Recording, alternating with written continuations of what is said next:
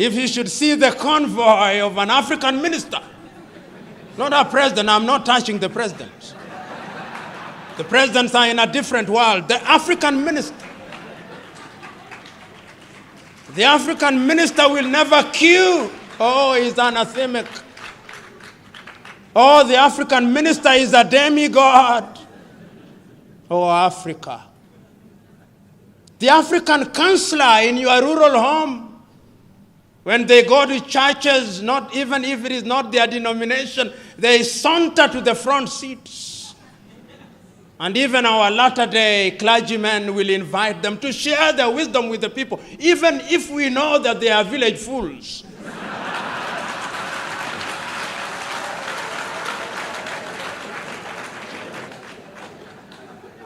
If there is anything that we must learn from Western Europe, is that they have gone through enough problems and they are capable of organizing their affairs, and they have demystified political leadership. We must demystify political leadership going forward. And once we do that, and I think we can do it because I can now begin to see something happening in Africa.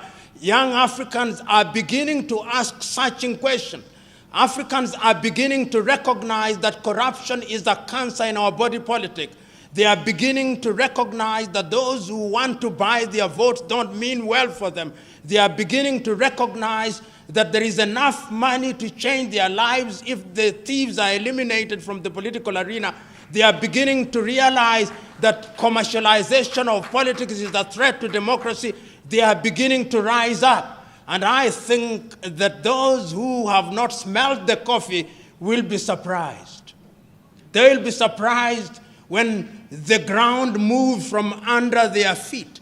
They'll be surprised when Africa begins to elect individuals who can demonstrate that they have ideas, because the politics of the 21st century is the politics of ideas and about competition of ideas.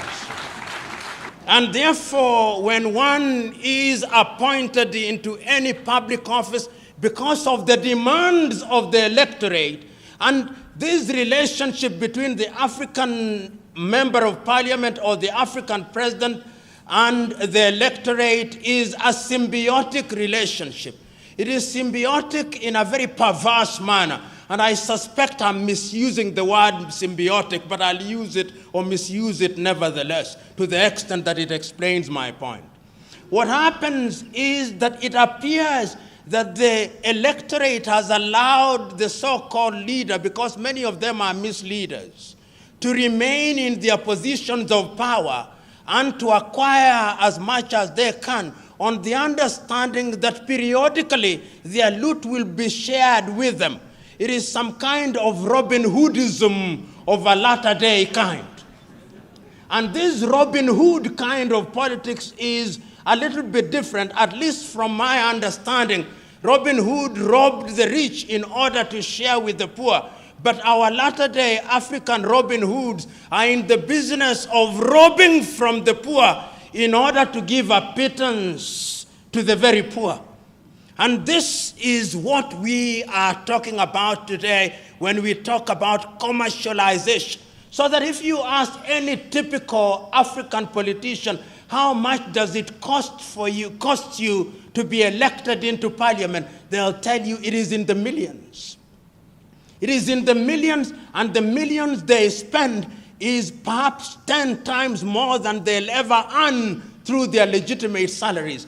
And I ask myself, if your salary in 5 years is going to be 1 billion Ugandan shillings, why should you spend 5 billion Ugandan shillings to get into that office? There must be something that we do not see, but you see, and I know what it is. What it is that getting into the office of the Member of Parliament, or indeed any other political office in Africa, is a guarantee that things will come. So that in many African countries, the politician is the major tenderpreneur. The politician is the gatekeeper. The politician is the one who receives the guests. He is the tax collector informally, aside from the URA. And in this regard, therefore, we must commercialize politics. We may blame the politicians, but what about the electorate? The electorate also is to be blamed. The electorate has insatiable thirst and hunger for things that they have not worked for. They have been trained and they no longer listen to ideas. My good friend Norbert Mao, who I was told was here, I do not know whether he is here, will tell you, not that I have talked to him this morning, but he'll tell you that one of the pains that one has to endure when you confront your typical African electorate is to convince the electorate that ideas count for something. Many times when you address the electorate and you are waxing eloquent, telling them, when I'm elected, I'm going to ensure that we have good health services. We are going to ensure that we have good schools. We are going to ensure that we create opportunities for innovation and invention and create opportunities for young men and women. They are waiting for you to finish. They will tell you, we hear you. We know you are going to do all those beautiful things. But in the intervening period, I must eat. And therefore, no matter how beautiful your ideas are, if you don't carry money on that day, your ideas, like the elephant,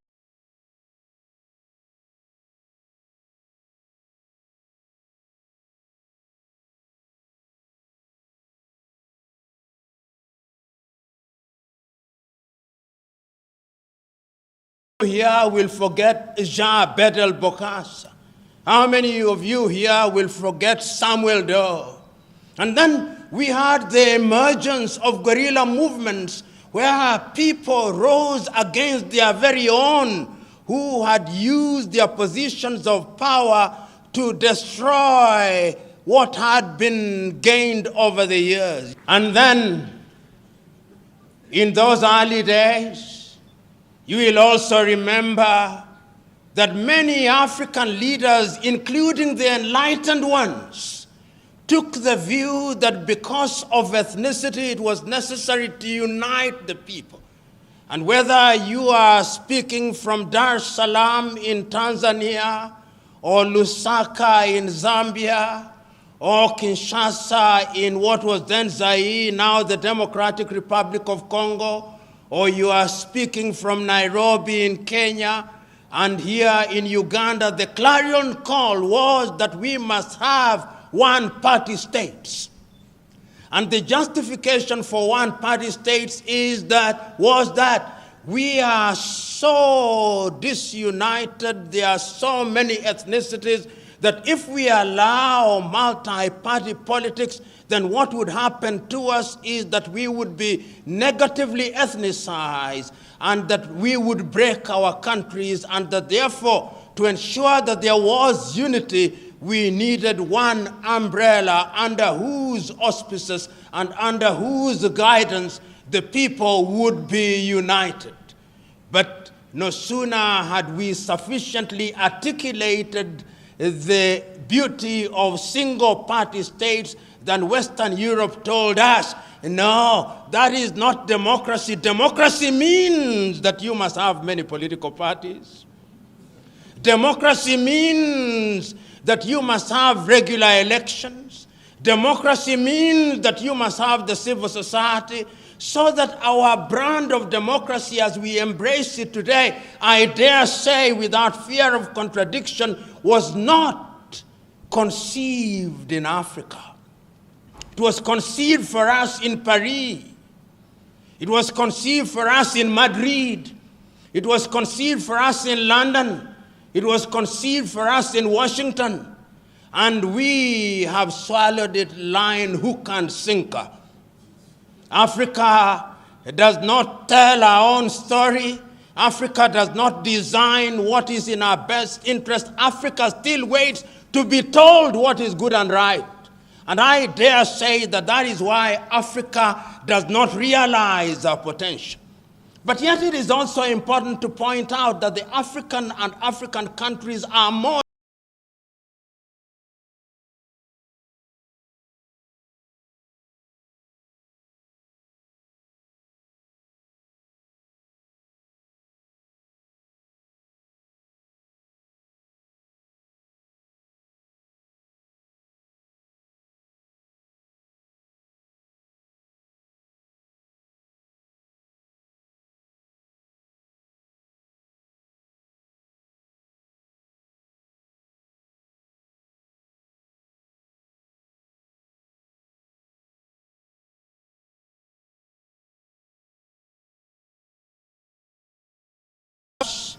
but the nation is still alive and well. The difficulties notwithstanding. Take Uganda, for example. You've had your difficulties, you've had your trials and tribulations, but the nation is still alive and well. Tanzania, with over 136 ethnic groups, the nation is still alive and well. There is a sense in which, in the face of our difficulties, we have succeeded in managing those difficulties, however painful it has been. But look at Europe, the pontificating Europe. They cannot handle diversity. They cannot. And it's important to remind ourselves this, if only to energize ourselves. The Europeans have had to fight two major tribal wars. They called them world wars. They were tribal wars. The European tribes were at war with each other in 1914.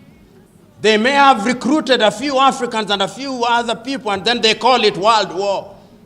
Then they had another major tribal war in 1939 through to 1945. They didn't call them tribal wars, they called them world wars.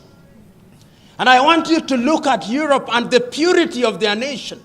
If you go to Sweden, the nation is almost 90% composed of the Swedes, with a small lapsed population, and for that small population, they even have a separate parliament for them. That is how they handle it.